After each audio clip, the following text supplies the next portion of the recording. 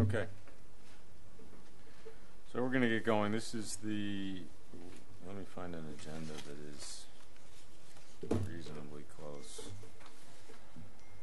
This is the regular Town of Nantucket Board of Appeals meeting, Thursday, January 12th, 2017. Can I get a motion to approve the agenda as modified? So moved. Karen makes a motion. I'll second. Susan seconds it. Any further discussion? No. All those in favor say aye. Aye. Okay, the approval for the minutes of December 8th, 2016. I read them. They looked okay to me. Make the motion. Karen makes a motion again. Susan seconds it again. Any further discussion? No. All those in favor say aye. Aye. All right, so the first order of business is 4116, Linda Mason applicant, and G. Davis and Paul A. Gares owners. They would like to continue to, is that? Yeah, they're continuing, correct? They are continued until the 17th. To the 7th? That meeting has been posted as of this morning. Okay. Okay. So I guess we're going to continue that to the 7th. Is that because of the of a quorum issue, or? Yes. Okay. We're going to continue that to January 17, 2017. Is there a motion to that effect? I'll make the motion. Okay. Susan seconds it. Any further discussion? No. All those in favor say aye. Aye. Okay, 2416. Mark's coming back. 6 Lily Street LLC and Sconset Partners LLC, 6 and 8 Lily Street. They would like to request without prejudice. I don't have a problem with that. Anybody? No? Jeremy, you want I'll to keep make your the string motion. alive? Susan? I'll second. Susan seconds. Any further discussion? No. All those in favor say aye. Aye. All right, so then we get to 3616. Lauren Kroll, Norman Goldman, 24 Coffin Street. They would like to continue to February 9th, 2017.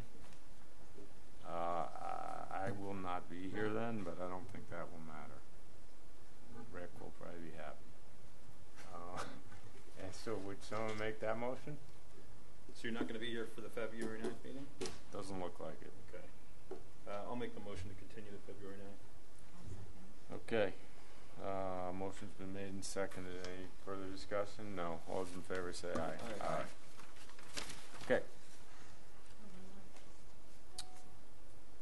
All right. I mean, technically, we're not going to open this, so I can get rid of the continuance, even though I'm not going to sit on it. I think it's safer just to have the other two members. All right. I'm not sitting on it then. Is this for Sankey? Yeah. So, 4016 Sankaty Head Golf Club continued to January 17th, 2017. We motion I'll make that motion. When is it continued till? Tuesday, 17th. Next Tuesday. Next Tuesday. I'll second that. All those in favor? Aye. Aye. No discussion. Okay. All right. So now the first order, real business 0117, Ronald W. Winters and Ellen H. Winters, 12 Gardner Street, for the applicant. I know who you are, but will you just introduce yourself, please? Ron Winters.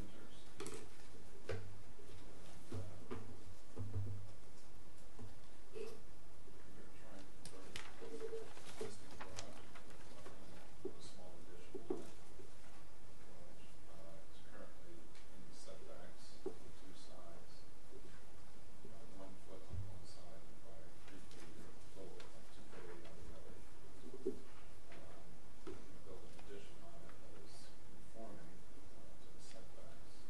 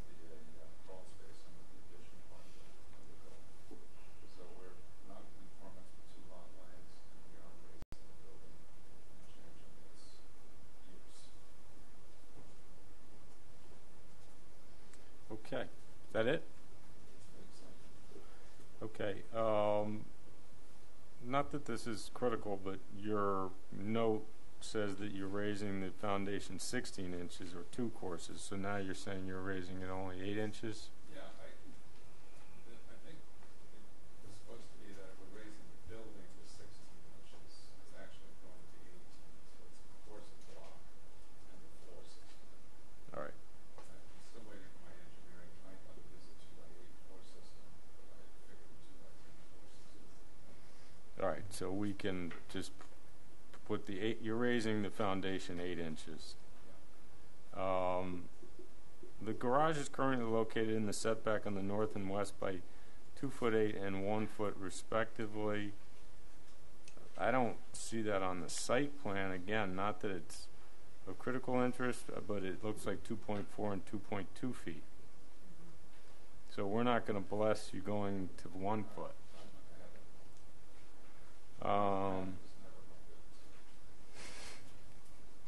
It's again, I want everything to be. Yeah. I mean, basically, what we're gonna, I think, take a look at is the site plan, the existing conditions, and they don't quite mesh with what you said in your letter. My only other question would be, did you put the shed there? Now the shed, everything is existing prior to the 1950s. I have the shed located on a 1923 map, Okay. and the garage is somewhere around 1950. Okay. So the shed has been there for. I think it would be helpful if you were to add that plan to the packet, just so we.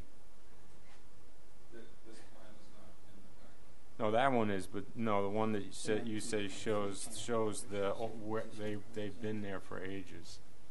Oh yeah, You said it's you. just a sand one. That's Yeah. fine. I'd be happy to. Yeah. I can download that as well.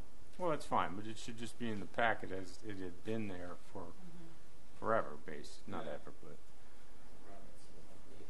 Around it, Okay, so that's all. Anybody else?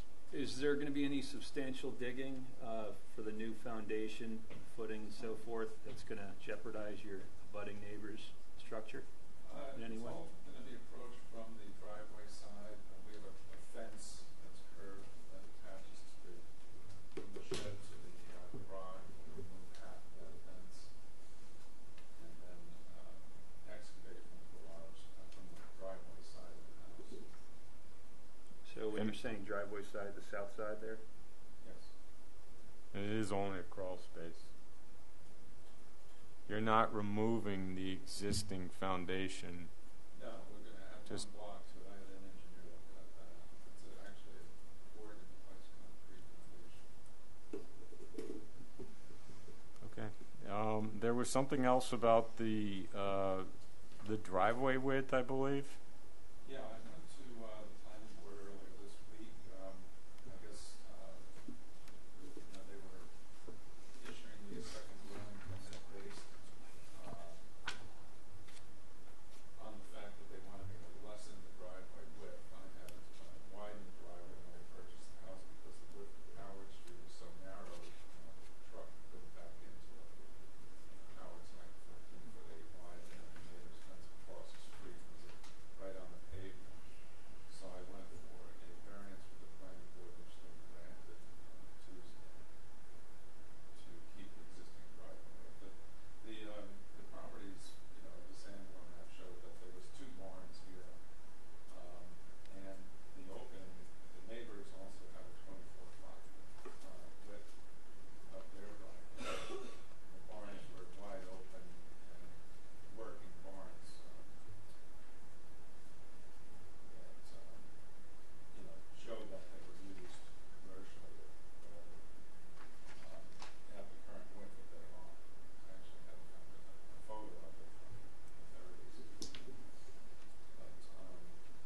Okay, but again, Eleanor, we don't really have to deal with the driveway. It's been dealt with, correct? Yes, I believe I sent my staff report to the planning board. They approved Right. a special permit for waivers from the standard driveway width and deed permit. Right. That has taken place in my area. Okay. else? Do we want to impose our usual dates of construction? You don't see so, yes. Yes? So when are they? Memorial Day to Labor Day, or Columbus Day, or Stroll, or what do we do these days? You guys do vary it, but I would say June 15th to September 15th has been a fairly frequent standard lately. Memorial Day, Labor Day as well. Yeah, there's not no exterior work during those days. Yeah. This is like from my mother-in-law, and definitely don't get around this season stuff. Get to work. I think they can do that. It's not, the permit process is so long. Yeah, I think you're probably going to be hard pressed, but we have not all of us agree with it, but we have been very consistent. Yeah, that's fine.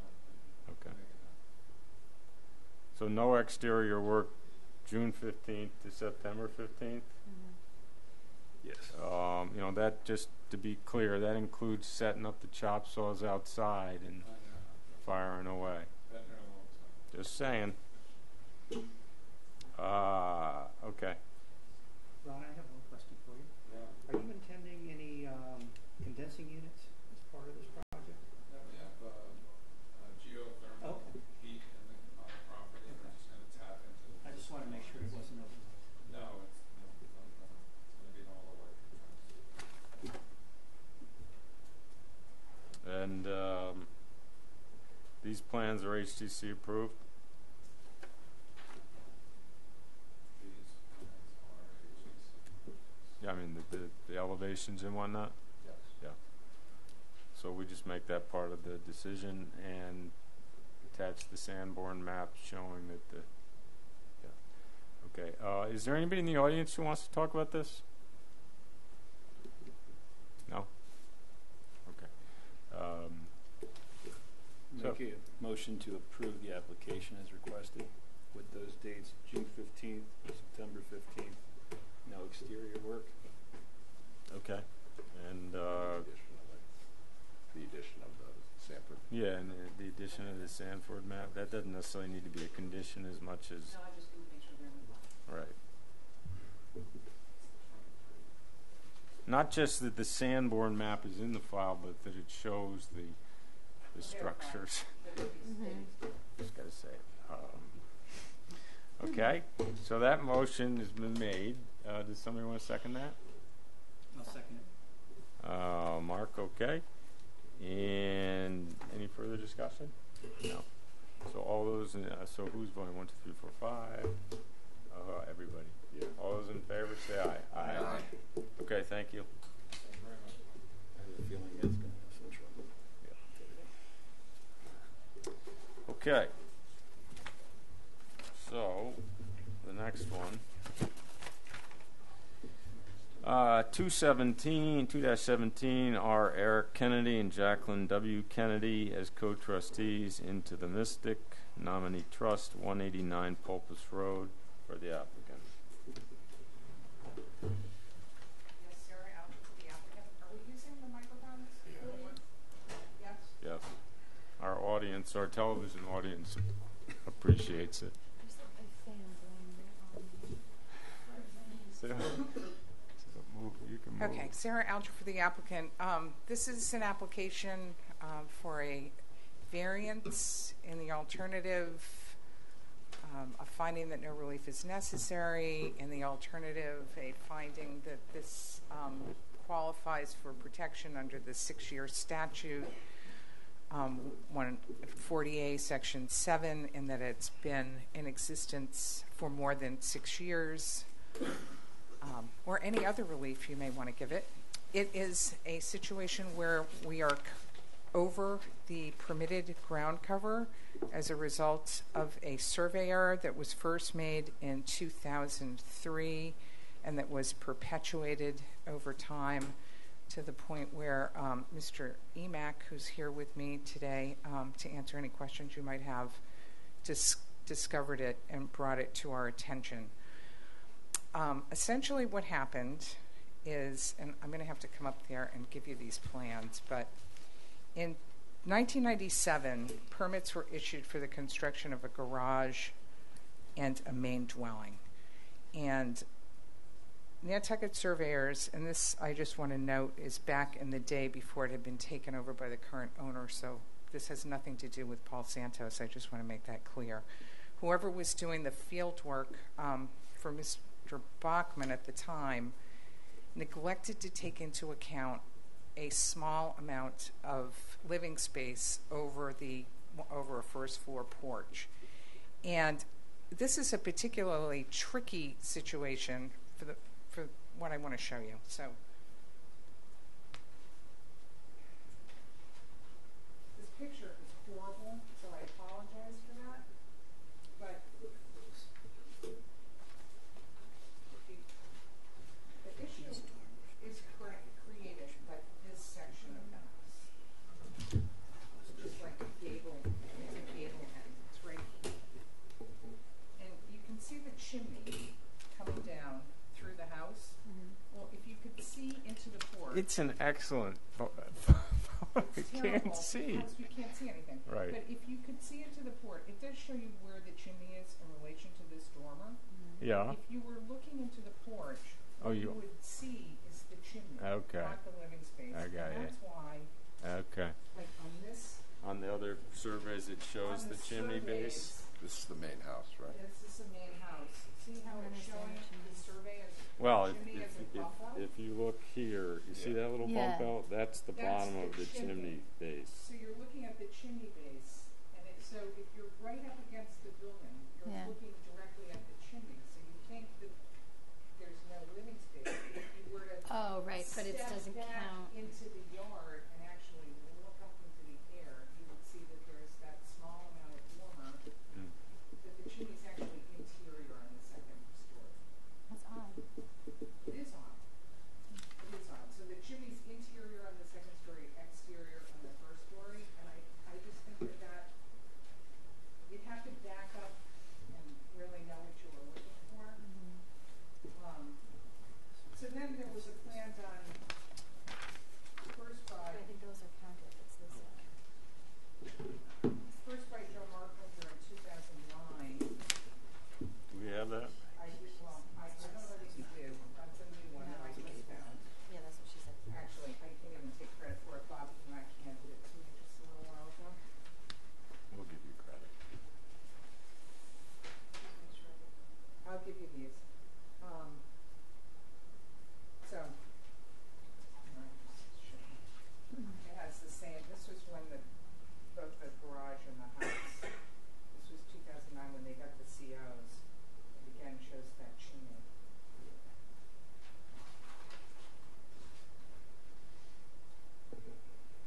Yeah. That's a little different. What is the ground cover he's calculating there? He's got it at 2.6. Oh, no number on the house? No ground cover number? He does not have a number on the house or on the garage. Who doesn't? Mr. Marklinger in 2009. Okay, all right. But it's the same 2.6 that was shown on the NSI plan in 2003. And I believe that what happened was that they followed the previous plan. That's my assumption. And then there's a 2010 plan that was done by Frank Holgate. I believe he was working with Mr. Marklinger at the time because they're both shown as on-island survey plans. And that, again, that one now adds the studio. And it shows the ground cover at 2.98%.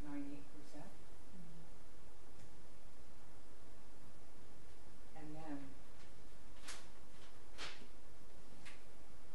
it's 2016 PM, which I think Rob has done a good job of showing, like the chimney, where the chimney is, and then where that is dashed in that overhead space. So it You don't shows see you it on the smaller plan. Yeah. You Yeah, cannot see You that. can't really see it, but Yeah. on the smaller, Yeah, you can on that one. you can on this one. So he's showing, here's the chimney, but then he's shaded in that second story space. Yeah. I got it. Thank you. Yeah, so, thanks. Oh. So,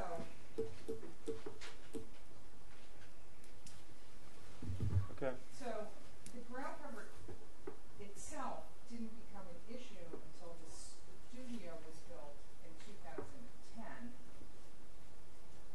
But it was based on an error that was made in 2003 and then perpetuated over time. The COs for the main dwelling and garage were issued in 2009. The CO for the studio was issued January 5 of 2011. So if you could take the position, I'm not calling on my phone. I just want to do some math, just FYI. so if you could take the position that these were built, they were built in accordance with their building permits. Unfortunately, the building permit applications didn't reveal that there was going to be a ground cover issue. So I'm not convinced that we get the protection of the 6-year statute, but if you felt that we did, then we would be grandfathered as now under 40A7 as amended, pre-existing non-conforming. Okay. But I don't feel completely comfortable relying upon 40A7 in this situation because I don't feel completely comfortable that we have the protection of that 6-year statute because the building permit applications did not reveal that we were going to be over ground cover at the end of construction. Okay. I know you've looked at similar situations like this. I think John Brescher was here for someone in Surfside last June. There may have been others. I think this is a fairly unusual, a little bit tricky situation, given that chimney issue. We've looked at the buildings. We've tried to figure out ways that we could modify them to bring us down and get us into compliance, Okay. and we can't figure it out. Are there any questions at this point? No, I mean, the way I see it, it seems like an honest, straightforward mistake. It's not the best, but it is a mistake. And it seems to have just missed over the years, regardless of what COs were issued. So I honestly don't have a problem with, I'm not going to say that 48.7 is the way to go on this one. We're probably going to have to do it a different way, or at least I would. Okay. So we don't have people coming in on that one. How did this error get discovered? Is there something new going on with the property, or? Yeah, they had a current plan done. They're selling the property. Oh, okay. And Bobby Mack went out and, he looked up like he's supposed to, and Yeah. voila. I guess the only, it does seem that the math works, that the 520 square foot cottage, our studio, would have been 1 foot under their allowable ground cover based on the 2003 plan, if I did the math correctly. That's right. Just to cross the T's and dot the I's, it would be nice to have a building permit application / plan showing the original house configured this way with that overhanging gable end, so it wasn't done at some point without a permit, or not that I think your client did that, by the way, but it'd be nice to have that evidence. It's been like this forever. All right. So I don't know what I would give you. Well, the building permit application and plans would clearly show that the building upstairs was longer than the building downstairs. So, Right. Okay. I can do that. I can put that in the file for sure. which only compounded the error because the applicant at the time should have included the ground cover themselves on the application. But so Right, as long as it was done, as Karam said, as an honest mistake and not at some later date. Oh no, it wasn't done at a later date. That's for sure. I had Bob, I had Paul Santos go back and look in his records, and he's showing it done at grade level. So, I mean, he doesn't show anything that shows this dormer up on the top, but I can get you the plans that show that it was there. They Yeah, I mean, the they plans have- should be fairly clear, don't you think, Yeah. Mark? They haven't added it. I believe you, Yeah. but it would be nice to have it in the file. Okay, I can do that. So other than that, I don't have an issue with it. But then the question is, how do we want to do it? What were our menu choices? I think probably your best choice is to do a variance because it doesn't set a precedent and it doesn't involve an interpretation that other people could rely on for other situations. I think the other possibilities are to say that it warrants the protection of 40A7, but I'm not pushing you to do that because I don't necessarily believe that it's applicable. I suppose you could find that that space doesn't constitute ground cover, but Yeah, I don't think we're going under to do the that. I mean, bylaw, I think it- that is the current. That's been the that's interpretation been the interpretation for a while. for a long time. So I don't think we're going to go there. I really think it has to be a variance.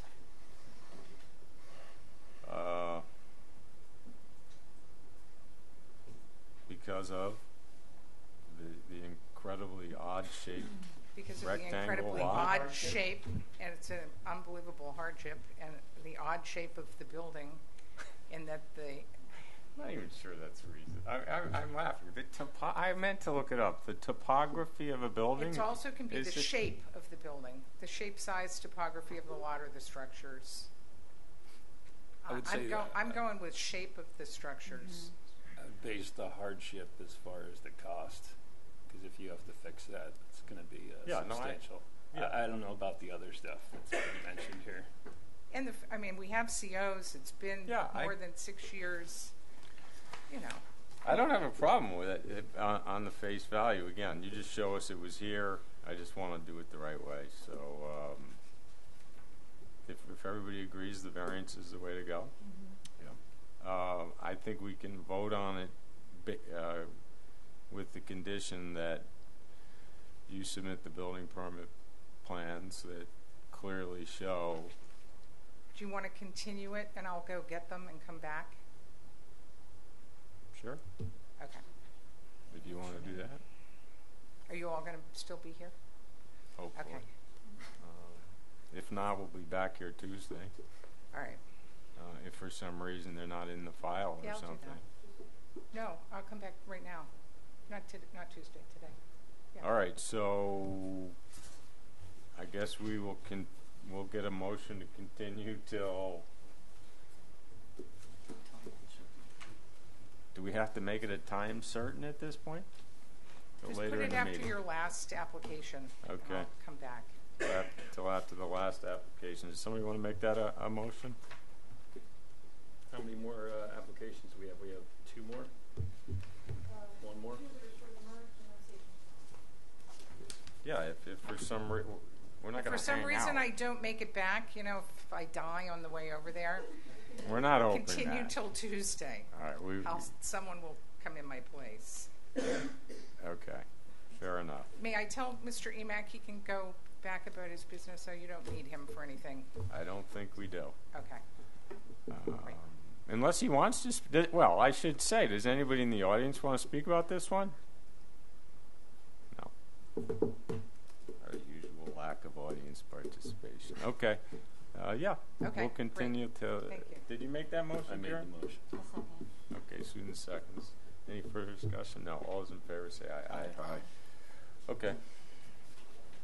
So, moving on. 317 Marie E. Lemberg, 53 Pochick Avenue. For all intents and purposes, can we take these together? I would ask the board to consider that. Okay. I don't have a problem with it. Does anybody? Did she get one of the? Did you get a copy of this? One for the other one? Sorry, Mike. Okay, so yeah, let's take them both. 417 Vini Vidi Vici Property Development, Inc., 55 Pochick Avenue, for the applicant. Good afternoon, Mr. Chairman, members of the board, Attorney Michael Wilson for the applicants on both, Marie Lemberg on 317 and Vini Vidi Vici Property Development Incorporated on 417. These parcels abut one another, and we're seeking variance relief under 13932 to render them separately marketable and buildable. There's a number of bases that we can go forward on that. Specifically, we have a history here going back to 1916, where the town took parcels which form a portion of the two combined. If you look at them, it's lots 1 through 11. 53 is made up of lots 1 through 4. 55 is made up as lots 5 through 11. In 1916, there's the subject of a taking of the town of Nantucket. There's a release deed in 2013, and that affects lots 1 through 4, which would render any intervening period of time when Nantucket Bank or any other owner of the properties in the same name would have owned it, could arguably have merged it because they're undersized lots. They were never treated as undersized lots, and they were deeded out separately in 2 blocks, 1 and 4 being 53, 5 through 11 being 55. The properties were held by Marie Lemberg and by the corporation, which is the applicant on 417. So there's no merger there. 53 was subject to a yard sale in 2011 and acquired an additional parcel of what was formerly known as Harriet or Prospect Street. So that was added to lots or parcels 1 through 4 on the 53. The properties have subsequently been developed, one having 2 dwellings, the other having 1 dwelling on them. They've been separately taxed all the way through by the town. And we're asking that due to the nature of the lot size, specifically the inclusion of Harriet, also known as Prospect, to the 1 parcel, and the uncommon ownership of both parcels historically, that the board makes the finding that the variance is appropriate and we can sell 53. Okay. Okay. Do we have any comments at this point? Not right now. Is there anybody in the audience who wants to speak about this one? No. Okay. I don't. They're both improved, right? Yes, sir. Yes. And when were they built out? Approximately 24 years ago. Both of them. 1995, according to the And 93 and 95. 93 for 53. And 95. 92 for... And 92 and as 95. well. Right. Yeah. 92, 95. I'm having trouble finding it, but was this one of the applications where one of our choices was to simply say we don't think you need any relief? Yes, Mr. Chairman, that is an alternative relief, if you will, that no relief is necessary. I mean, I would sort of be coming down on that. They're developed. There's been multiple permits. There's Occupancy permits, they've been paying taxes independently. It's gone through the yard sale. It's come here for a variety of things. You have in your packet the Board of Appeals special permit that affected the yard sale, where I'm sorry. Yes. Absolutely. I also put at your places a letter that was issued today by the planning board. Right. I Their endorsement of the A&R plans of filter subdivision proposal, and in addition, a unanimous favorable recommendation for either of the requested findings. right. That's what. They That's were more right. favorable towards the no relief necessary. Right. But Okay, it doesn't state that, but yeah, that's where I saw the notation. The planning board further considered the above referenced ZBA application and voted unanimously to make a positive recommendation for the granting of the requested variance relief, or in the alternative that a finding that no relief is necessary be made. What do we think? I mean, I don't think I don't have a problem with the issue at hand. I would say there's no. Why burden these properties with a variance? Yeah, I don't think we need to. I agree. Okay, so we would want to make a motion that we determine that there's no. We still have to make a motion on that. I would We did think this so. last time. Yeah. And a finding. I would ask the board to make a finding. Finding to that no relief is necessary to be made. I'll make that motion. I'll second. Okay. Any further discussion? No? All those in favor say aye. Aye. Okay. Thank you, Mr. Chairman. Thank you. members. Alrighty. Then, now, we get to. Okay. So, now we're at other business. I just want to look something up.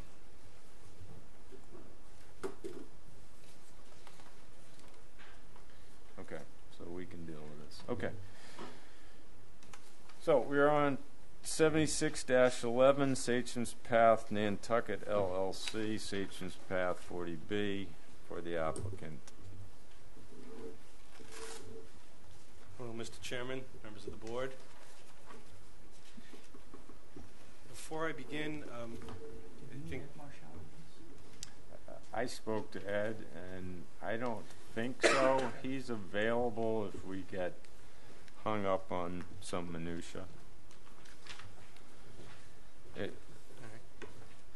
All right, well, hey, Michael, perfect timing, so we'll wait till Michael gets situated.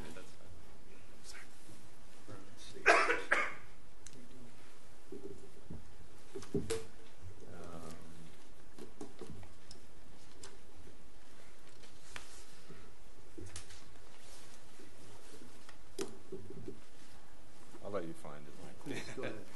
Yeah, go ahead, Andrew. You can start. Okay, thank you. I wanted to update the board on what we've done in the last month and to explain the papers we have before you today, which I think hopefully will make our review relatively quick and straightforward.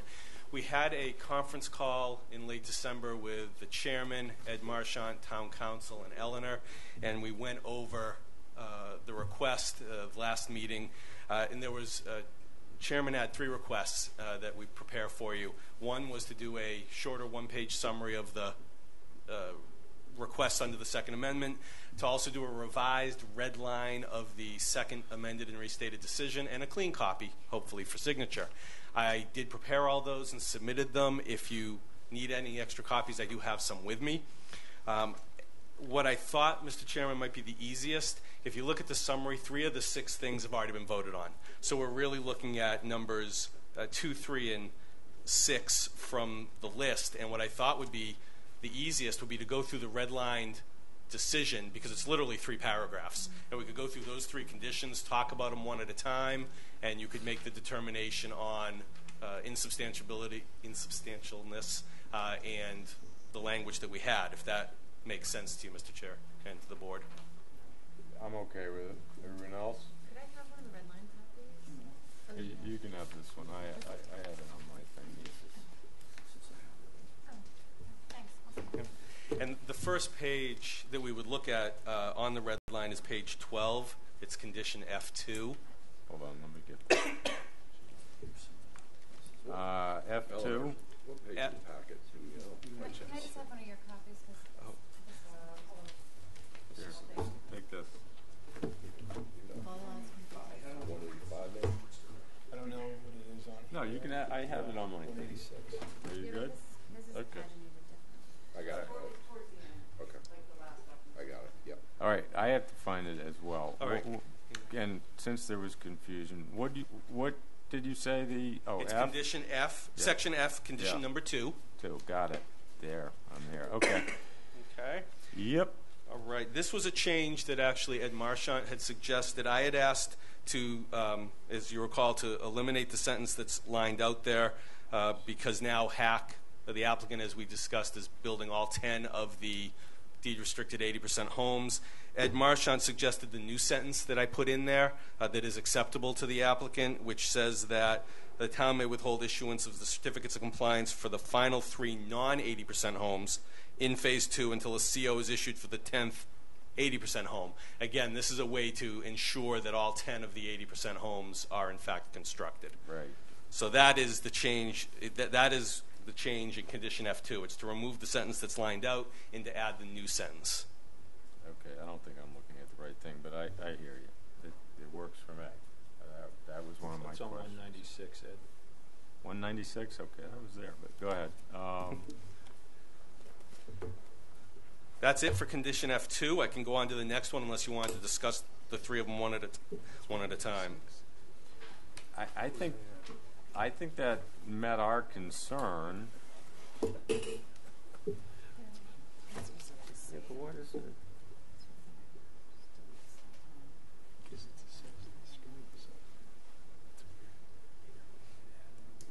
Yeah, but where's the stuff about the extra that we're going to withhold that the town is going to? Town may withhold issuance of certificates. Not looking for a waiver from the betterment fee on the sewer component? We're going to get to that's the last one. Yes, I was going to take them in order in the decision. You jumped all the way to the end. That's right. This isn't. Right. This is old. This is, yeah. Okay, Susan has set me straight, so I'm good with that. So that there is some protection for the town. Correct. The final 3 COs for those non-80% homes, they're all being built consecutively, so it won't be an issue. But yes, the town is protected and that would be built. Okay, so are we comfortable moving off that point? Yeah, three COs won't be issued. The final 3 COs won't be issued until the final affordable 80% unit is built. We good with that? Mm-hmm. Yeah, we can move off that. Okay. Thank you. The next, on my copy, it's page 15. If it's just 3 pages later, I realize the numbers you have would be different. This is condition 7. An update on this as you're looking for it. This was the request to eliminate the sentence that is there regarding the timing of the infrastructure in the buildings, and you requested some additional information to see what was going on with the plan. So the applicant's engineer designed the plan, met with Ed Pesci, who is the town's engineering consultant for the 40B, and the new language that I put in there is a logistics plan that was prepared. Ed reviewed it. You have a letter in the file approving the plan, and so what I did for condition 7 is I proposed to take out the language that is lined out and to add the sentence that such improvements shall further be constructed as set forth on that approved logistics plan. And then construction would just take place as shown. Okay. This, I think, needs a little more discussion, just so we understand the new logistics plan. Okay. Unless everybody else is comfortable with the whole thing. What do we think? I wouldn't mind walking through it. Yeah. So why don't we walk through it? Okay. You're going to walk through it with other than me speaking, because I'm not an engineer, but we can do that for you. All righty. I think basically most of the audience is us at this point. Yeah, I figured. Go ahead. Just identify yourself. Yeah. Just identify yourself for the tape as well. Hi, my name is Tom Chevry from Delbrook J.K. Scanlon Company. Does everyone have copies of the plan? That's what we're looking for right now. They're at the end as well. Hard copy would be great. Always good. If you have extras. Thank you. Thank you.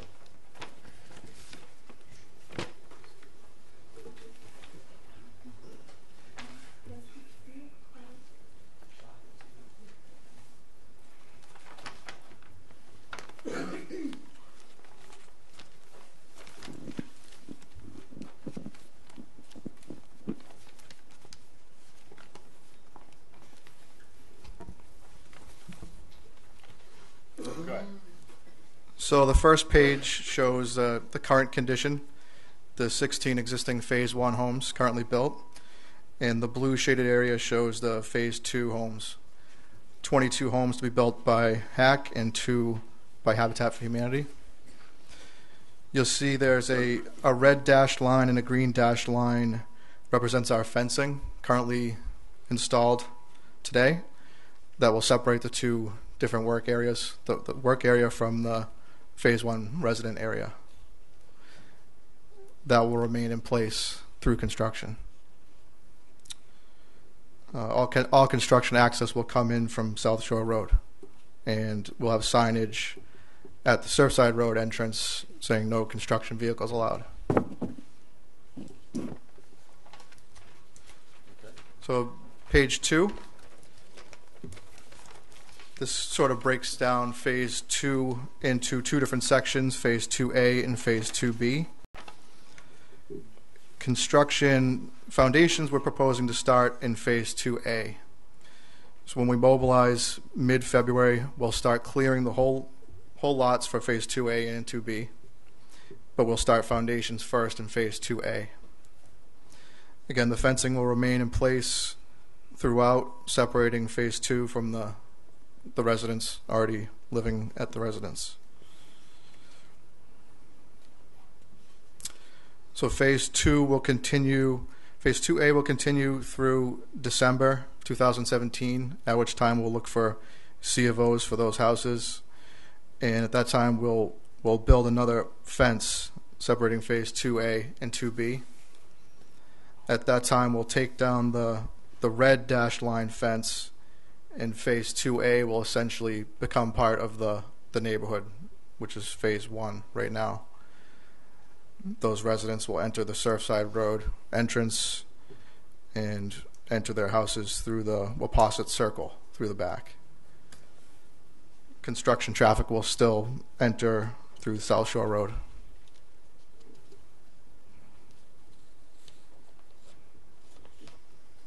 What is the purpose of taking out Unit 39 and Unit 40 and having those in your 2A phasing as opposed to 2B? Those are the Habitat homes, Okay.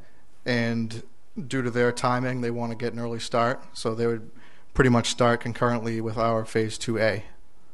Which unit numbers were those, Mark? It's in the corner. 39 and 40, which Oh, are yeah. That, okay.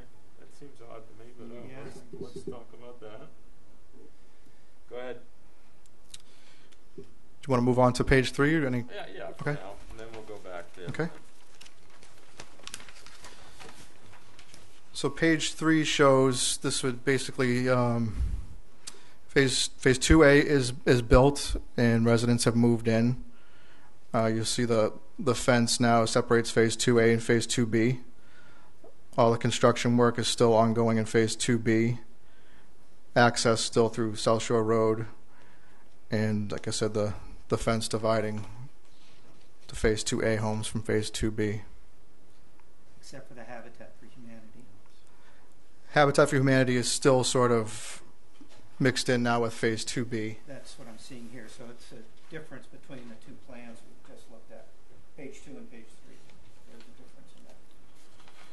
So I think page 2, we highlighted the Habitat homes because they would start earlier, but due to their schedule, they'll still be running concurrently with our phase 2B homes. Okay. So there'd be no question that they would ever be finished before. And lived in before. No. Okay, go ahead. So completion of phase 2B occurs roughly February of 2018. So the only thing remaining would be landscaping and some exterior painting, which we wouldn't be able to complete due to the weather. So we would return spring of 2018, which brings us to page 4, and we would finish the landscaping, exterior painting, and at that time we would do the final top coat of pavement throughout phase 2.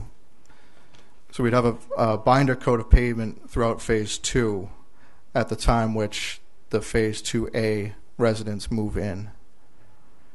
But we'd hold off on the top coat until the development was complete. All right. So, okay. So all of the road in 2 will be have the first binder coat and everything else will be in when everybody moves into 2A. Is that what you just said? It'll have at least binder coat down in the phase 2A. All of the road will have binder coat down.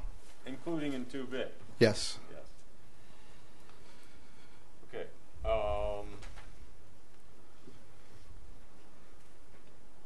When does Habitat project to have, what is their schedule finished? Do you I know? believe they're so they have lot 39 and 40. Yeah. I just, because on page 4, it's 40 still. I believe they're 39. They were targeting January 2018 to complete. And 40, they were looking towards probably July 2018. They've already committed to keeping up their own fencing around their house so long as they need to.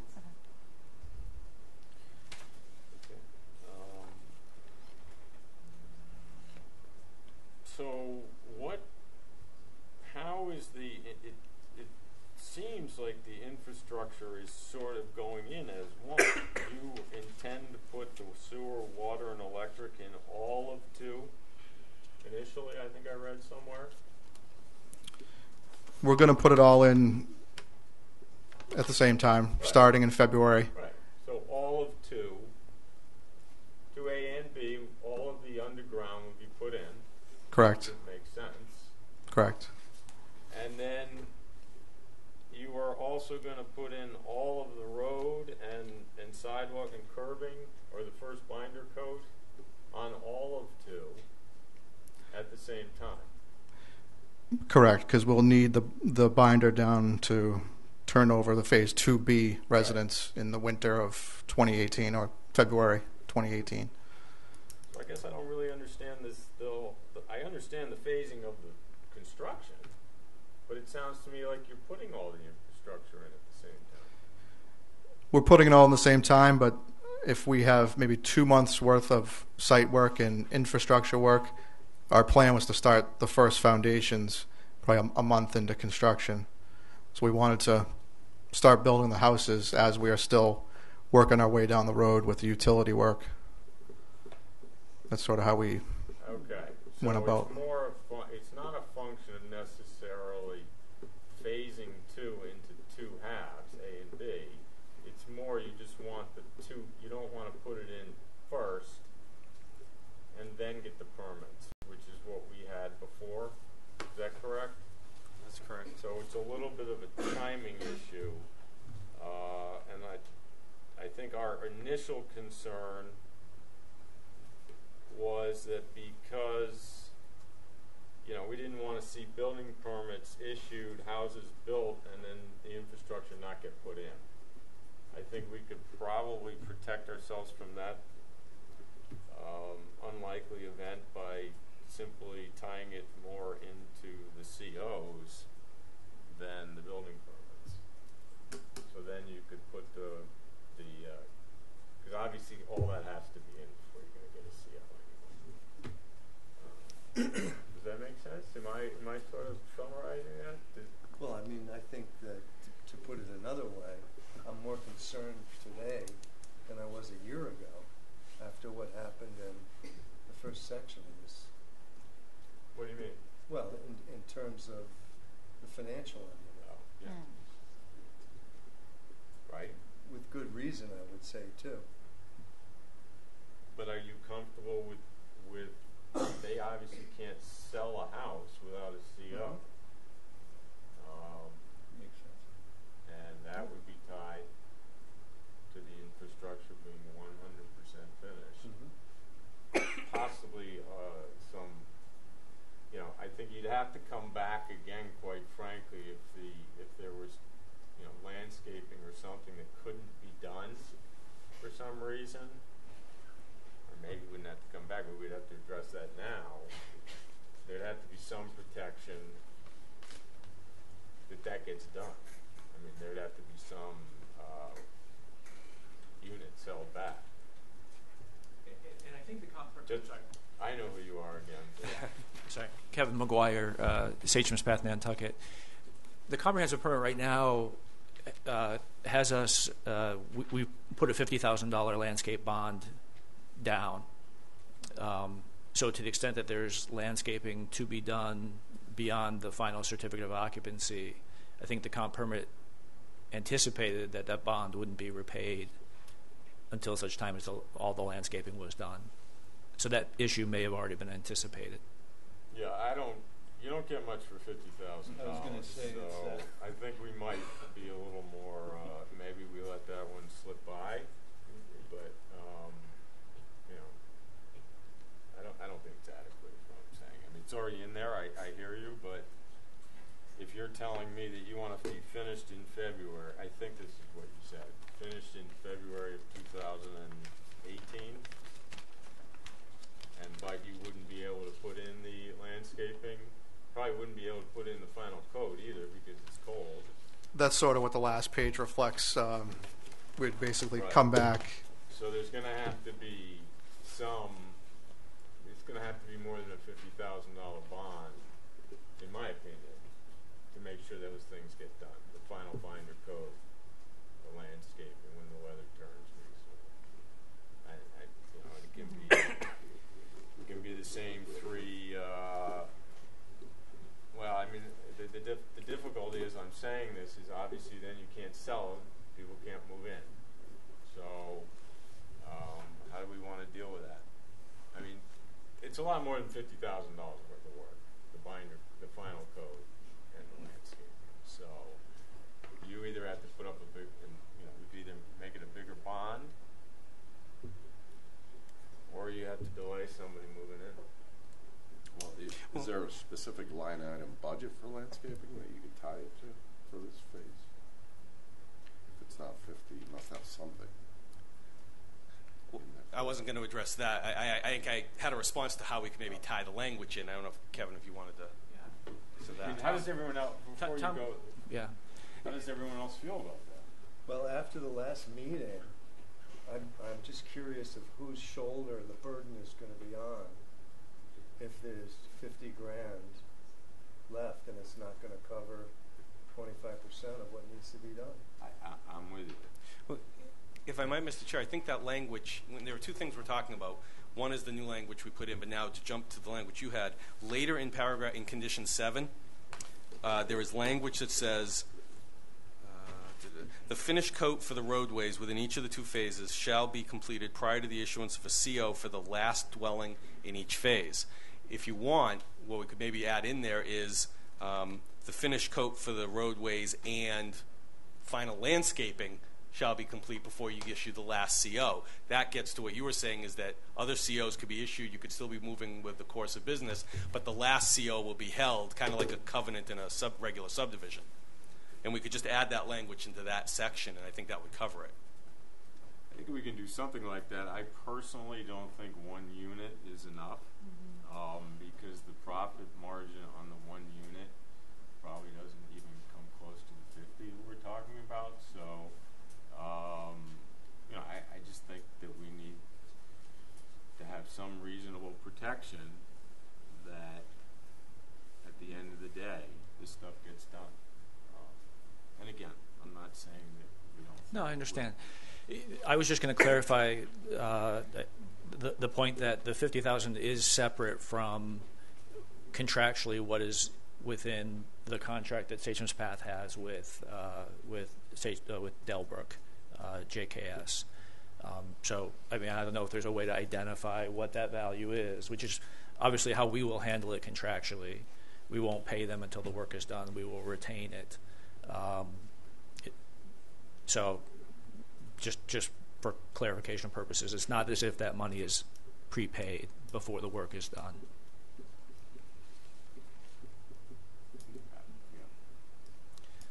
If I might, Mr. Chairman, if we could maybe in condition F7, if we could back up to the, trying to take this just sequentially, if we can back up to the new language I had, and I have some other language to propose, which I think will address the first question you had about the timing, and you mentioned the COs. The sentence I originally had in there was the improvement shall be constructed in accordance with the plan. What if at the beginning of that sentence we said certificates of occupancy for houses in phase 2 shall not be issued until infrastructure is completed as per the logistics plan. Then we don't have the issue of, then we could begin the foundation work and everything while they're doing the infrastructure. But you'd have the protection that COs wouldn't issue for any of those houses until that infrastructure was all in. I think that addresses your first question on this section. That on the surface works for me. Okay, so I think we could do that, and that addresses at least the general construction. And let me just break. Here's personally my bigger concern, which is phase 2B represents 10 homes, and so if we tie up 10 homes until all of the infrastructure is complete, you know, the big issue, which I think was being alluded to, is that in a rising interest rate environment, you know, we've got buyers that execute purchase and sale agreements, but ultimately when they lock their rate down the road, the question is what's the rate versus what it is today, and can they still afford it? And so the idea of taking 10 units to benefit those that are trying to move in, we're very interested in being able to get people in as quickly as possible so that rates don't move on them and on us. So that would be my one concern, if we could figure out a way to incorporate that logic into what we're trying to accomplish. So you're saying, if I'm hearing you correctly, you would prefer not to have 10 COs tied to the completion of infrastructure? That's right. That's right. And that's what we're calling phase 2B. That's phase 2B. That's exactly right. Okay. Well, I don't know. I'm a little uncomfortable with it. I hear you. Yeah. Don't want to preclude people from moving in, but if they move into a place where the infrastructure isn't complete, you know, there are other issues, then everybody's going to be unhappy. So Maybe it's not 10, but it's at least half of that. Right. You know, the other question would be just what bond size would you be comfortable with? Well, that's the other issue. You put a bond big enough to. Then we would have to define what is done by February 2018, and then define what needed, at least hypothetically, to be done when the weather turns nicer. I mean, there's also the issue. I know that we want to get these people in there as quickly as possible. So, I mean, but then somebody has to come back and put a binder coat down where people are living. It's not exactly a seamless, easy process as you're trying to get the kids to school and whatnot. So, but I don't. If that's the schedule, that's the schedule. Are you fairly confident of the schedule? Yeah, and that is how we did it in phase 1 too.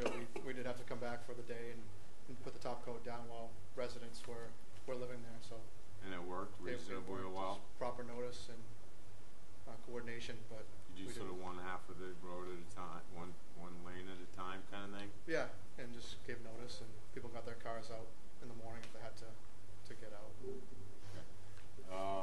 Are you? Go ahead. Who is the liaison between Habitat for Humanity and Scanlon, or what's contemplated for coordination with them, and who is the person in charge, and have you already started working with them? Yeah. So I'd say I'm the responsible party to make sure there's coordination, just per our development agreement with the Housing Authority. We've started weekly conference calls with Habitat, and frankly, we're surprised at how quickly they wanted to get going. But we were actually supposed to have a call today. Thursdays are our day for our call. So, you know, Jerry's sending emails around to us, you know, trying to reschedule the next call. So I'm the responsible party. We've been through this once. So, you know, we had successful communication through the first phase, and we're already in dialogue right now in the second phase. Okay. And Scanlon's happy with that arrangement? Yeah, absolutely. Okay. Thank you. well, do we want to explore the bond, increasing the bond size so we're comfortable, as opposed to holding up? I don't know, though. I mean, it's, yeah, I mean, I guess we could do that. Yeah, I'm a little concerned that we spent all of this time a year ago trying to make sure that this project was fully financed and ready to go, and there was enough money there, and we were assured that there was, and all of a sudden there isn't, and nobody even explains to us what happened to the money, how they went over budget. Yep. Well, I've asked a couple times that we see some sort of pro forma, for what a pro forma is worth, that explain to us what happened. It would be nice. I haven't seen it. Just for the record, that information was forwarded to Ed Marchant. I'm not sure if he passed it on. I never saw it. Okay. So. Yeah. Again, this is. Okay. And Eleanor, I'm happy to send it down to you tomorrow when we get it by email. And that is part of that, and I think part of it was also the memo you're talking about, the 3-page memo that you did at the last meeting. No, you had that. No, we got that. Yeah, that memo was submitted to you. It was fairly broad brushstroke. Is anyone here just can give us we didn't hear anything at the last meeting about, I didn't anyway. And is anyone prepared today to tell us what happened? Kevin? That would be you, I think. It actually would be Tom. So, you know, the best analogy, and I'll let Tom jump in, is there's been pretty significant price escalation on the island. The increase in our development costs are 100% construction related. The best example I can use is that the largest site contractor on the island determined that it didn't want to bid on phase 2 after having implemented phase 1, presumably because there's more profitable work that's out there. So we need to actually bring a site contractor in from off island. Our site cost increased by about $500,000 from what we had originally, I think what Jeff Thayer had originally budgeted. So that's $500,000 of it. Thank you. And that was for the entire development, not just for phase 1. The $500,000 was strictly for phase 2. Phase 2. Strictly for phase 2. So did I mean, again, I think what Michael's alluding to, and I would have liked to have seen it too, is, again, I'm not sure that it would color my decision-making process that much, but just try to understand when we're being asked for waivers on the money side. This is jumping a little bit ahead to the money side. What happened? And, you know, in a clear form. This is where we were wrong. This is where we were right. So when we're talking about phase 2, we just want to be. We're concerned that we're going to be having this discussion, or we're not even having this discussion at the end of phase 2. Well, we didn't have enough money to finish, so we're leaving the project half finished. Again, I'm not saying that.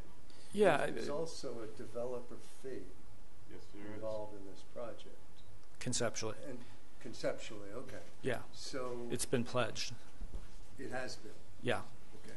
I mean, I think it was 300. I think there was a notation in in this document, I believe, that said something about 386,000. Is that correct? Yeah, that's right. So the gap is about $800,000, and we went back and requested an additional $300,000 from additional $500,000 from the CPC. They made the determination that they didn't think the best use of CPC dollars was to pay for town fees, and encouraged us to come back to you and request the fee waivers. So instead of $500, the tentative award that will go before Town meeting will be for 300,000. So that is 800 down to 500,000. And then the total fee waiver request would get us down to roughly about $350,000 of our fee contribution. Right, so you're contributing, you being the developer, are contributing 350,000. Right, to balance sources and uses, and are executing a lot of guarantees with the banks. Eastern Bank is our construction lender. So obviously we're executing the type of documents to ensure that they're whole.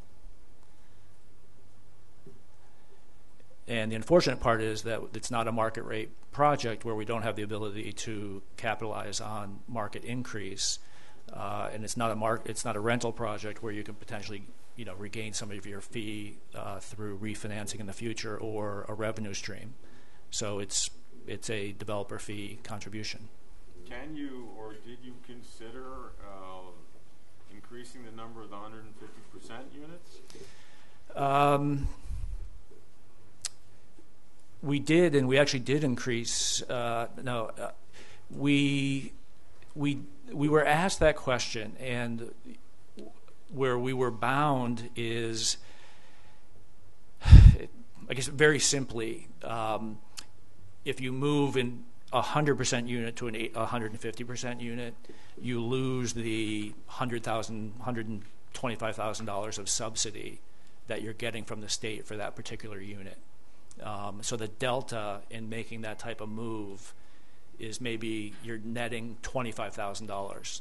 So it's tough. You're unable to solve the gap because of the give back on the public subsidy side. So you get a bigger subsidy for the 100% unit than. That's right. They won't subsidize 150. They'll subsidize 180. So unfortunately, it's not just a net move. So I think, as you can imagine, when you stare $800,000 in the face, we've gone back to all of our sub-consultants who mostly are now contributing 10% of their fee.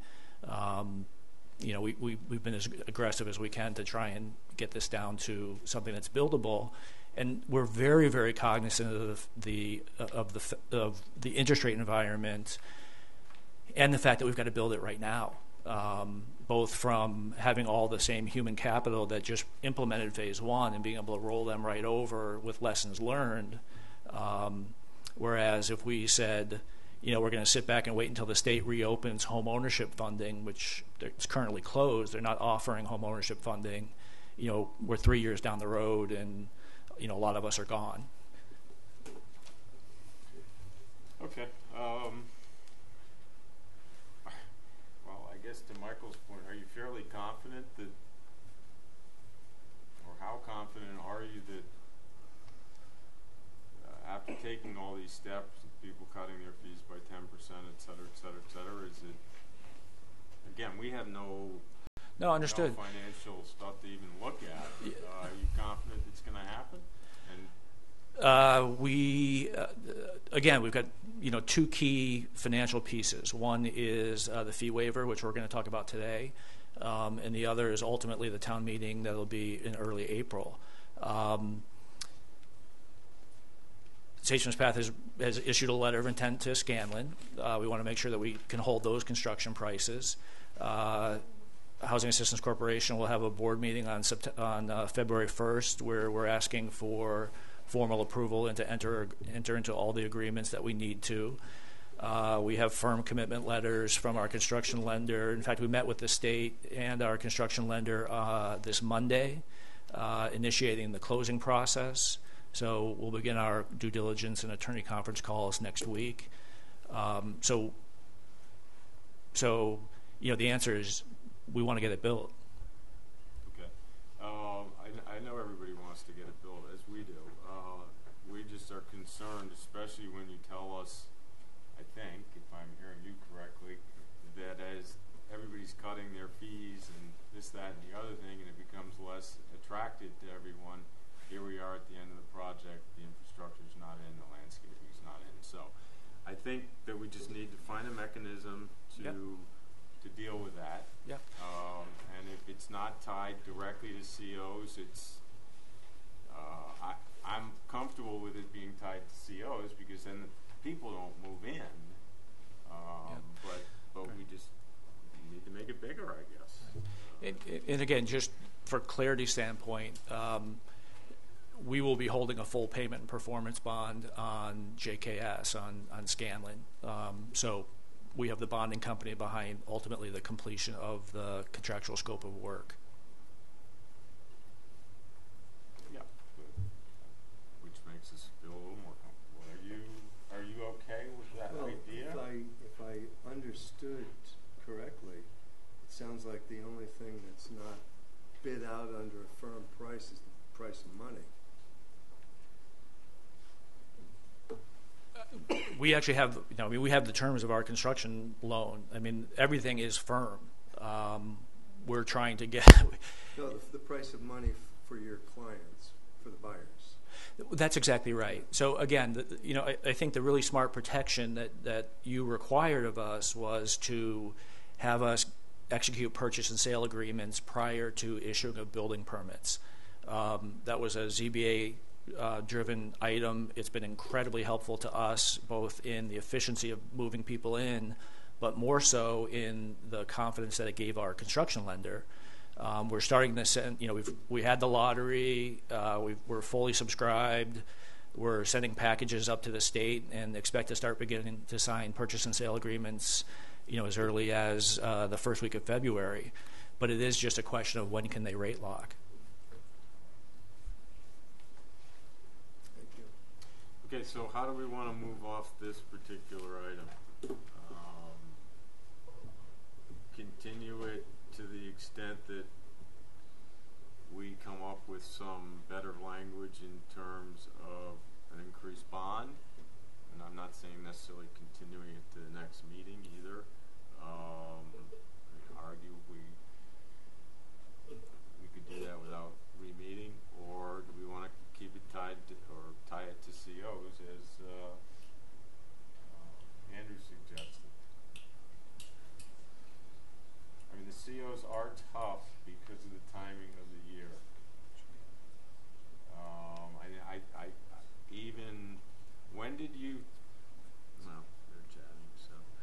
When did you think 2A was going to be finished? December 2017? So again, you can't do the final, what's left in the infrastructure then? Just the final binder code?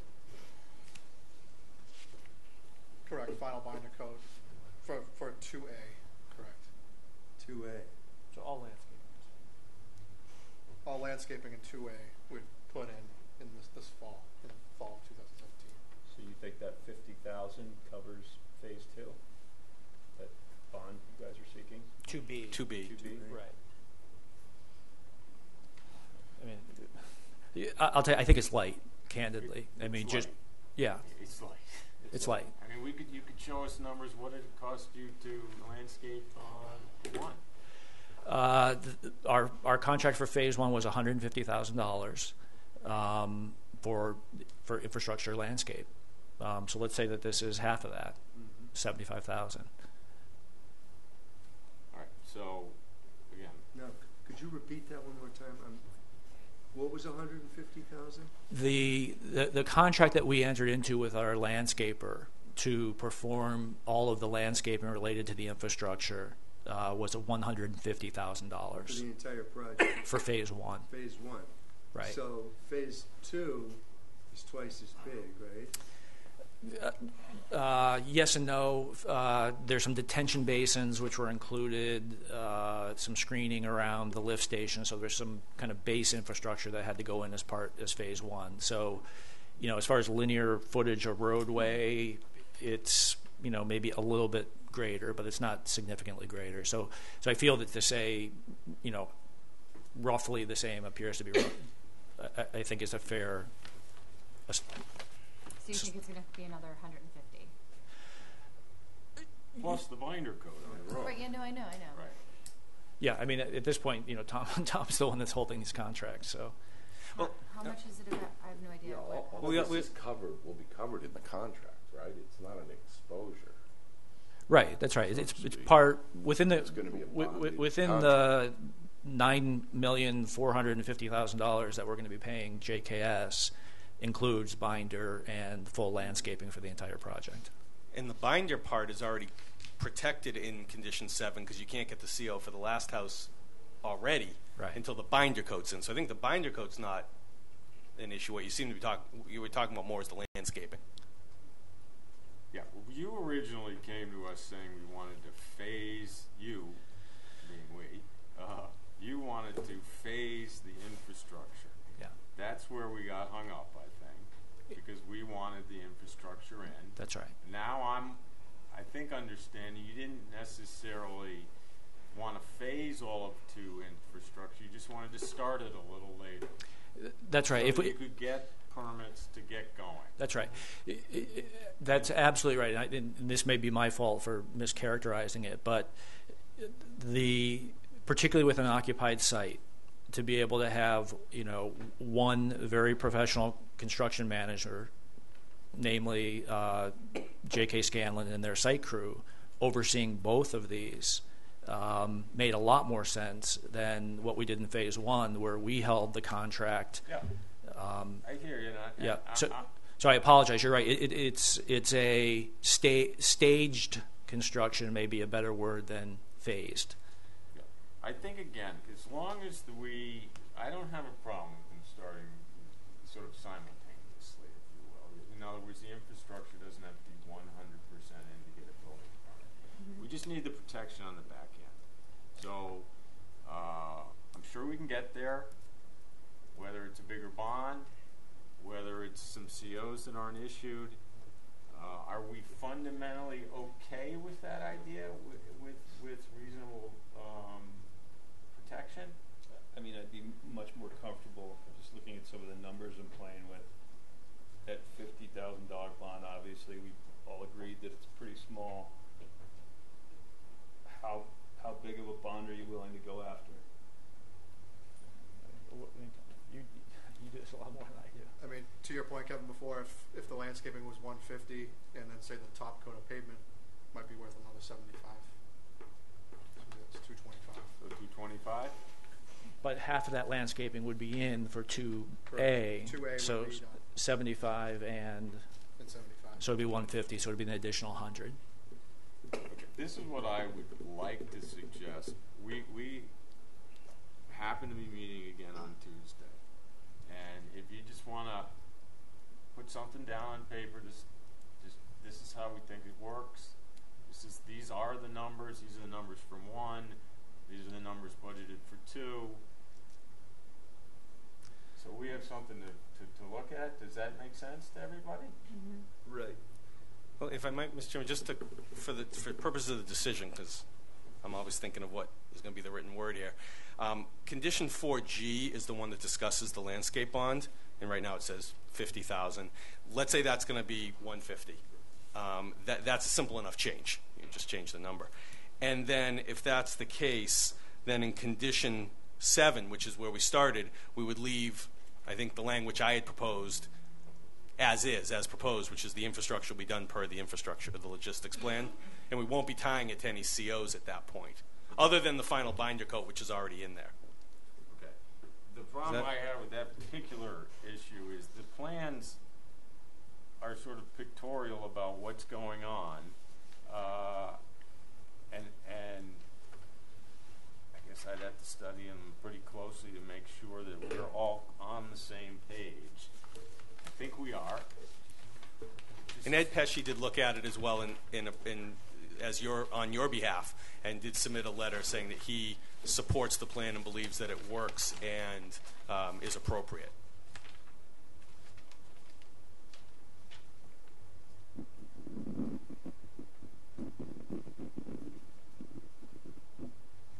Completion of 2A, all driveways, walkways, landscaping, space, yeah, I mean, again, how does everybody else feel about this? I'm okay with the bond, but I definitely, I would like to, I just don't want to pick a number out of, not that, I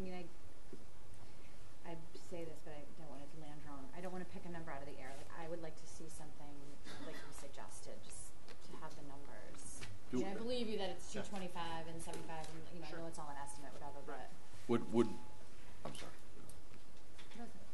No, I was just going to say, you know, Tom is our, again, he's the one that's the general contractor holding the subcontracts, has the the understanding of what those values are. Yeah. So we get something on Delbrook letterhead and get that into you. Yeah. And I just one other question on this bond: would it be an additional financial burden on you to have to obtain, you know, double the size? Okay, they're looking at you. I don't think it's huge dollars Okay. for the amount of money we're talking about. Okay. I'm just looking through the plans, quick. You know, your narrative quickly.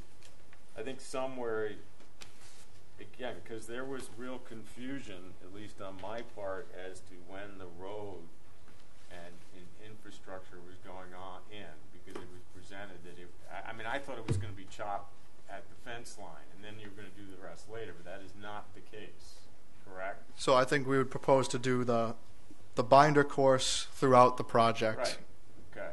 Done before December 2017. That way, it's in when we want to have Phase 2B tenant owners move in February, because otherwise that they'd should be part of this. Does it say that somewhere? I think it does Which a bit. page? Maybe 2A?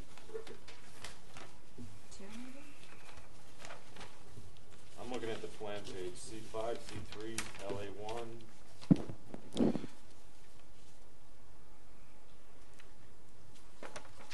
Okay, yeah, it says as Phase 2A houses continue, foundations and framing crews will begin construction of Phase 2B. At the completion of 2A, a binder coat of asphalt pavement will be installed on the Wapasset Circle Road, as well as the continuation of Nanina. Nanina, which I'm assuming is 2B, Correct. because it's not labeled on my plan. I'm comfortable with that, if everyone else is. So at that point, at the completion of 2A, the binder course would be throughout.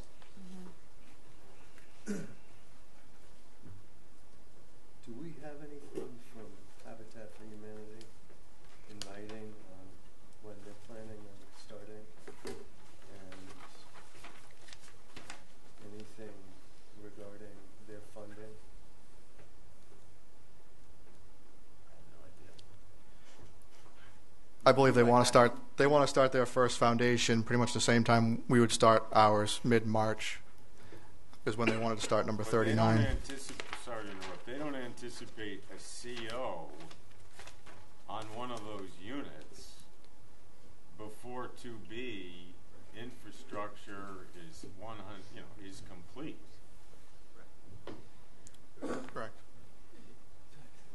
I don't have all the specifics on their financing, but on Phase 1, and again, what they're trying to do is utilize trade contractors to do the envelope of the building, foundation and envelope, and then they come in and that's where the owners are doing their sweat equity. So in Phase 1, I think they started the foundation maybe in April, and the family, I think, was moving in just around Christmas time. But they'll be starting construction, I think what I heard, Yep. before 2B starts with Scanlon. That's correct. No, that's absolutely right. So, That's a for key instance, coordination. Where would they get their temporary electricity from? We'll be using a generator. I would assume that they would probably do the same, unless I believe Phase 1 they did apply for a temporary service, and they did have a little service built. I would assume they'd probably do the same for this. I mean, operation. when you say that there would be electrical service to each lot at that point, correct? When you put the road, the water, the sewer, and the rough road in, those services are underground to the lots, correct? They're stubbed into the lot. Right. Correct. But Habitat for Humanity is going to be starting prior to that. Right. Are you Habitat wants to start March of 2017. So they want to start in 2.5 months. The other thing that I'm noticing. I thought the habitat houses were supposed to be sort of interspersed and not too next to one another, because they're not following your design guideline. Oh no, that's not true. They're actually from I think a change from the very early discussions that they are actually using the same home plans that we are. Okay, so you from Can't the tell. street you cannot tell. Cannot tell. Okay. I mean, I'm a little concerned also. You said you're using a generator to build these houses. If I'm living there, I'm not real happy about a giant generator going for 2 years, basically. So is that the plan? It didn't create a whole lot of noise during phase one. We did the same methods. We could move it around. Well, during phase one we actually had sort of 4 mini phases within phase one. Now we're only doing 2. So we did have houses occupied, I believe, in February, early March, and we were still there till June. It would have been. If I can ask, Mr. Chair, so what you're asking for, excuse me, regarding F4G, which is the landscape bond, is something on Delbrook Stationery, which we can do. I think condition 7, you were looking through the narrative, and you seemed to indicate that was okay for what was written on the narrative. So if that section is okay, maybe with the consensus of the board, we could then move on to the last issue, and then we'll come back just with the write-up on the escrow. I thought we were trying to get there. But Well, I think you're there, and you looked at the narrative, and you seemed to. I realize you can always have more questions, but are we good? Relatively speaking, or not? I think so. I'm glad that this is being recorded. Maybe you're continuing this to Tuesday, does that matter? To see something. well, the alternative would be, excuse me. They've made a representation, and they know the numbers, as Kevin said, better than all of us, that when 150 would do it, you could make a motion to, conditioned upon receiving that letter, just increase the bond to 150. And then, so we wouldn't have to come back, you wouldn't have to revote. It would just be a condition that we would have to provide that letter to you showing that. I mean, just roughly, that it's gonna, I don't think 150 is gonna do it, either. And I don't wanna change up the language until the Tuesday meeting, until we actually see some concrete numbers, and change the language originally that we're talking about in whatever section that was. 7. All right. I'm not willing to. Is anyone mildly interested in seeing a letter from Habitat for Humanity saying that they agree with everything that's been said today? I think that'd be a good idea. Yeah, because they hadn't really. I mean, I think they should be here, but they attended every meeting during the process. Who is the local person in charge? Jerry Keneally is. I know Jerry. Yeah. That is Encore career. Yeah. Okay. Should we move to then? No, I don't. Who is the builder that's going to be in charge of the job? I think it's Karen McCluskey. Isn't he the new head guy for Habitat now, on the building side? I had no idea. I believe that's the case from an MBA meeting I attended last month. That he's their main guy now. And that's why they're getting these jobs done faster. Okay. Should we invite him for on Tuesday to? Mm-hmm. If he can't make it, I'd like a paragraph that he's in agreement with that he's going to be the first one in there. He's going to be working off a generator. Water's probably not going to be accessible. Just so everyone's on the same page here. Okay. And that he plans on finishing at approximately the same time as 2B. Yeah. Again, we're getting into kind of push and pull. I mean, from our standpoint, frankly, if you wanted to condition Habitat not to start until the completion of 2A, that would actually benefit us. We're just trying to accommodate them. Yeah, I'd rather have a coordinated finish than a coordinated start myself, but I know it could be impractical too. So I don't want to be the one to force them to start at a certain time. Isn't Habitat in 2A with the one they want to start now? Sort of simultaneous when you guys start. Yeah, the logic that we've used in both phases was that not knowing their flow of money or their ability to complete is that we wanted to put them as the last home in each phase so that they wouldn't necessarily have their construction impacting residents that have moved in. So that worked in phase one. Our last resident moved in May, and they were working through December. And so the same logic applied here, where we put them closest to South Shore Drive.